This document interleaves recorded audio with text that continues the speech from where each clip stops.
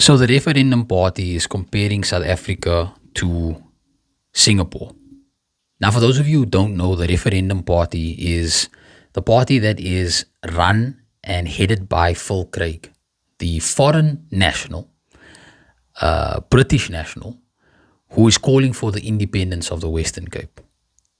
Now, first, I want to talk about the contents of the post itself. So basically, it's comparing South Africa's GDP to Singapore's over the last 5 years. So about 5 years ago, South Africa's GDP was 359 billion. Singapore's was 369 billion. 10 billion larger than South Africa. What's crazy about that already, we in South Africa have about 60 million people in our population, just over 60 million. Singapore's population is about 5.9 to 6 billion. So they have 10% of the population size that we have in South Africa.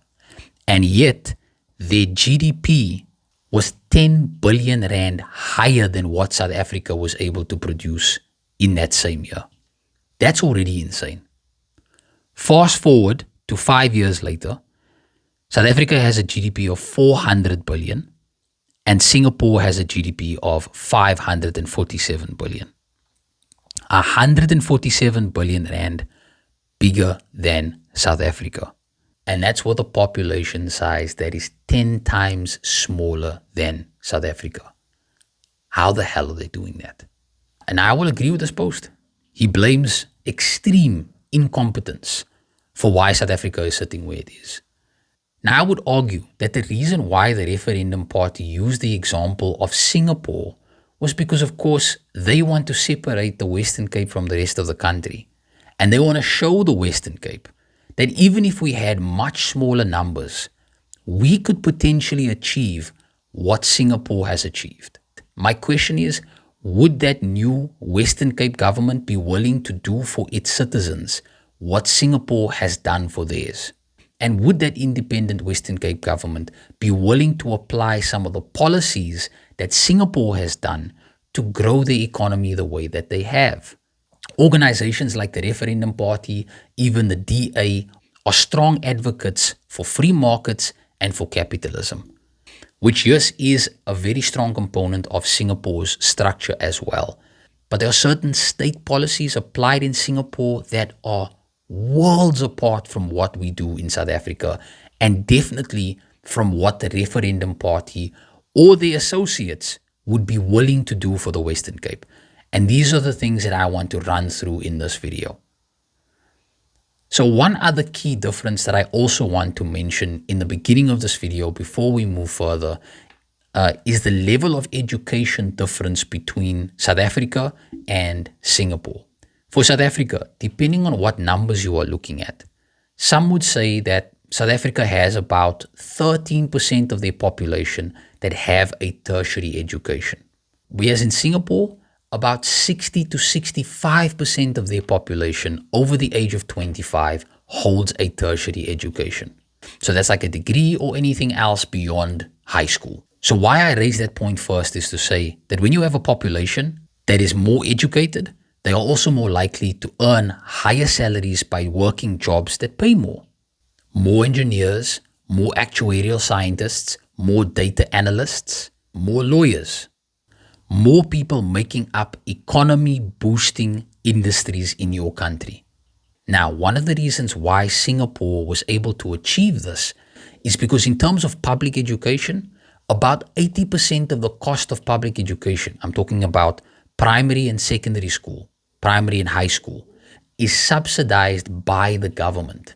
80 to 90% of the cost is subsidized by the government. Then we can talk about the subject that's really important to me, and that is the critical subjects that your students are learning that give them access to studying fields like chemistry, medicine, engineering, accounting. And the most critical subject for any of those fields is maths.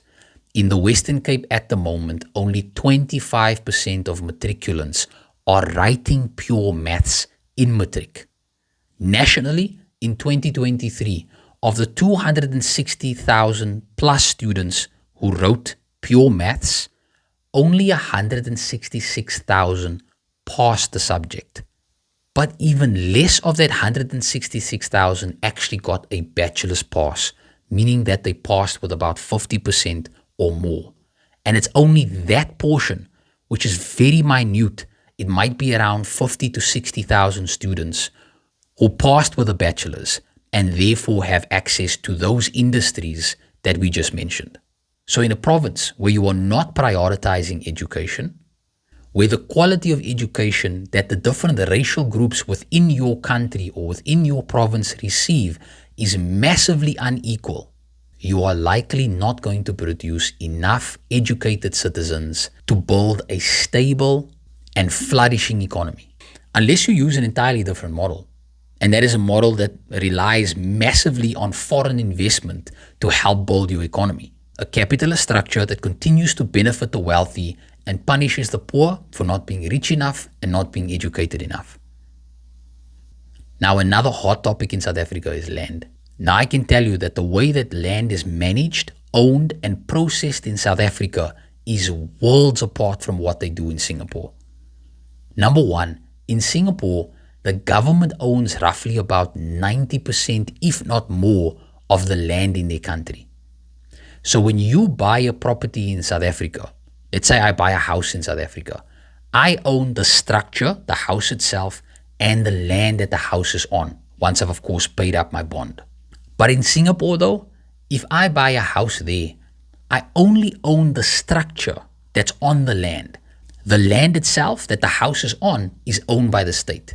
Now that means a lot of differences in the way that the land is processed and also for how much you pay in taxes on that land. And to explain that, I'm going to use an example that goes back to where this system and structure comes from in Singapore.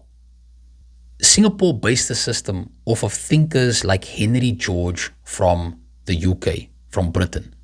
At that time, thinkers like Henry George and the House of Commons proposed a new land tax structure that taxed the wealthy for the unearned gains on the land that they owned. Because if you think about it in this way, if you own a property anywhere in South Africa, what helps to increase the value of your property is not only the developments that you make on your house or your building, but it's also the developments that happens around it, which is why houses in the CBD or in Sea Point and Camps Bay grow much quicker in value than houses that are in Grassy Park or in Strandfontein.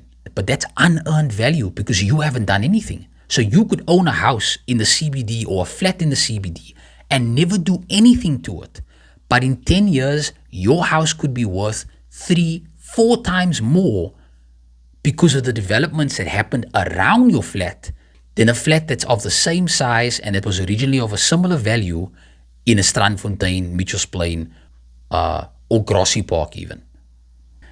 So Henry George and the House of Commons thought, hold on, these lords who own massive pieces of land are benefiting from the increased value that's being developed by the citizens who do the work and build the roads and build the railways and work in the businesses around those properties. That's not fair. The state should get a much bigger piece of that increased value so that that money can be reinvested in developing the quality of life of the people doing the work and developing the land. So let's come back to the example of buying a property in South Africa. Let's say I buy a property in South Africa for, let's say, R1 million. And I decide that I'm going to add on a couple of units. Maybe I'm going to build a second story, divide that up so that I can rent each unit. Or maybe I'm going to build onto the empty land on my property. And then I'm going to rent it out and I'm going to make a rental income of about 20 to 25,000 Rand a month on a property where I might only be paying about 10,000 to 12,000 Rand a month on my bond. Just an example. The only way that the government gets any piece of that increased value of your property is when they reevaluate the market value of your property and they increase your rates that you now have to pay. But that's still a very nominal amount in comparison to what Singapore does. The other way that the government would make money out of that increased value is only if I decide to sell the property. So let's use the same example in Singapore. I own a house that's also worth R1 million. and I'm going to rent it out by putting on some extra units, same as I was doing it in South Africa. This time, I have to get it approved by the SLA, which is the Singapore Land Authority. They are going to assess how I'm going to use the land. And they're going to say, okay, you are now renting out this land. So number one, that means that your property tax is going to increase. Now, by the way, property tax in Singapore is almost like rates in South Africa, but it's calculated in a very different way. Rates in South Africa is calculated based on the market value of your property. In Singapore, they calculate their property tax based on how much you could receive in a year if you rented that property out. Number one. So now because you're building on these extra units, you are developing the property. Remember, the land is owned by the state. So the value of the land has now increased, and you now owe the state for that. So now let's say that the increased value, same as the property in South Africa, was worth around 500,000. Remember, in South Africa, the government only gets the capital gains tax if you decide to sell that property. In Singapore, the moment they give you the approval to go ahead and do the developments, you already owe them money. Now we know that the increased value is going to be about 500,000 Rand. In Singapore, you might have to pay 70% of that amount that needs to go back to government.